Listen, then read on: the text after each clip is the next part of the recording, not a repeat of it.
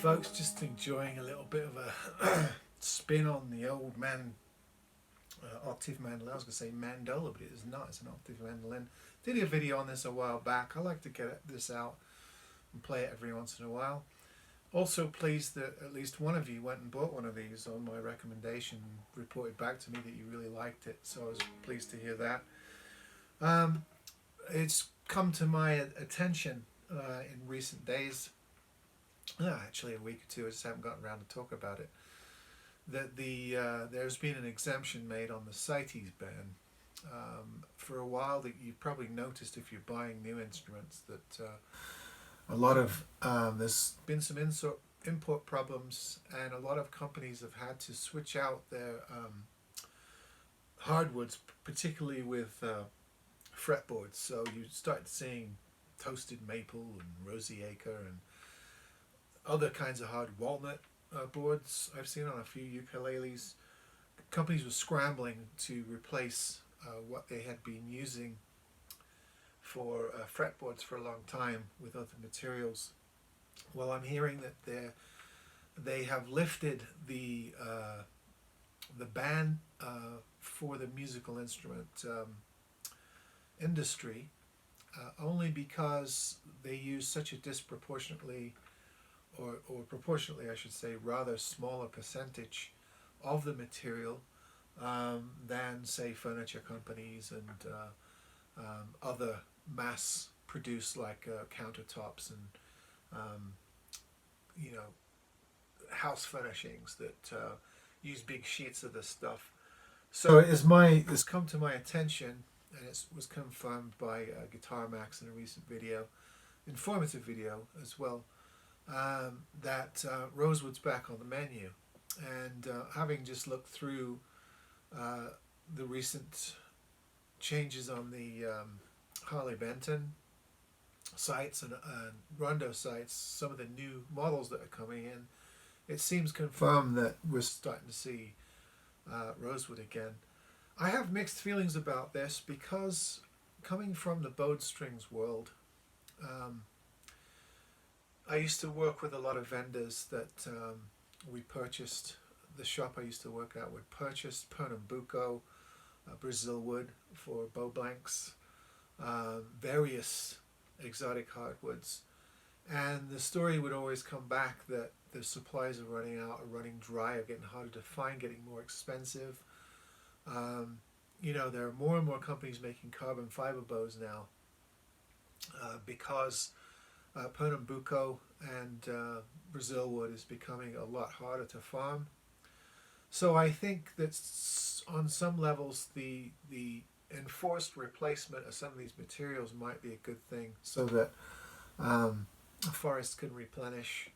I know that the environmental concerns are very much in the news this week with recent developments. So I thought it would be interesting to tie the music industry to that. I'm not sure how much or how many different species of rosewood are under threat. I know that you can no longer, of course, import Brazilian rosewood, and there are other sources of rosewood that are heavily depleted as well. I think this is probably down the line going to be the same for ebony. A lot of companies are sort of replacing ebony, like on bow frogs with violins, fretboards with bowed string instruments. They usually use ebony instead of rosewood because it's denser. I'm seeing more and more manufacturers attempting to replace that hardwood because it's becoming more scarce. The quality of it is not as good. You're starting to see more light, streaky ebony instead of the really dark, very finely poured, if you like, a very dense ebony. So I think down the line we're going to be seeing more of this. It's a bit of a reprieve for this particular Cites band, but how long that'll last, I don't know. And I think down the line, we are going to be facing certain levels of extinction in both the plant and the animal world, and I think it's going to affect the musical instrument trade. So I think you're going to see more man-made materials. You're going to see more plastics, graphites, other derivatives. Um, I've also seen treatments of wood treated, so you can get a lesser cut of a particular wood and treat it in a way that makes it as durable as a good cut. Some of the roasting, toasting, um, some of the torrefied applications in classical guitars, for example.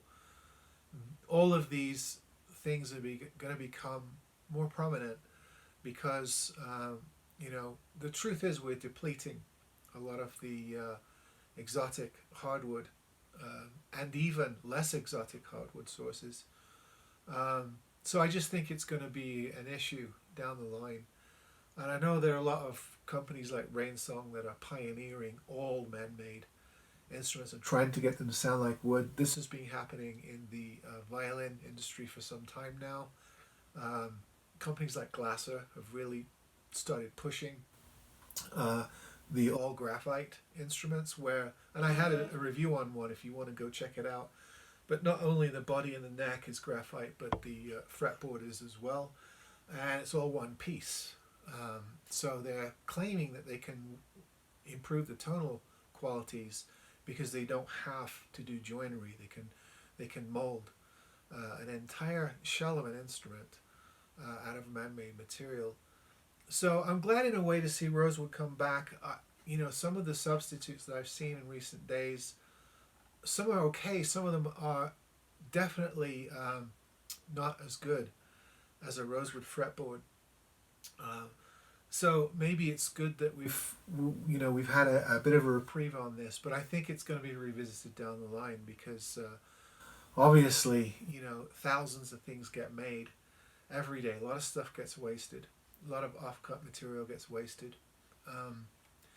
And I think that, there's going to be more levels of depletion that we're going to have to deal with that's going to affect this area of the world that we particularly love, musical instruments. I think the softwoods, it's going to take longer. I think, you're going to start seeing less A-grade sprues, less Engelmann, less Sitka, except on the higher instruments, and more secondary sources. This is already happening in the world of koa. You can barely get Hawaiian koa anymore, and any instrument made out of Hawaiian koa is demanding a premium. Some of the Makala instruments, Kamaka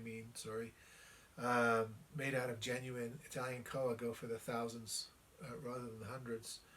And a lot of koa on the market now is acacia koa, which is supposedly an inferior brand. I don't think in terms of durability or pliancy that it's inferior. I think maybe they're talking tonally, but I'm not even sure of that. I mean, I've had some remarkable acacia koa instruments made with Asian sourced koa rather than Hawaiian sourced koa, which is a slightly different plant. It's not even quite the same species. So just a word on that. And I realize there might be some of you out there that are actually far more knowledgeable about this stuff than I am. So please do chime in the comments. And I'm told that I may not be getting enough subscribers on this channel because I don't take the time to plead for them. I assume that's a given if you watch YouTube and like something, but let me take this opportunity to say if you like my content and you're watching regularly and you want that variation of going from mandolas to cellos to all different kinds of brands of guitar of all types, acoustic and electric, that you're not going to get from most channels. I stay on the cutting edge of what's coming out, and am able to get my hands on a lot of things through the channels. So if that's interesting to you, subscribe to me and like the videos, and I'll keep them coming. All right, see you next time. And do let me know if you have any information on wood sources. I'm always interested in that stuff and always eager to learn more. See you next time.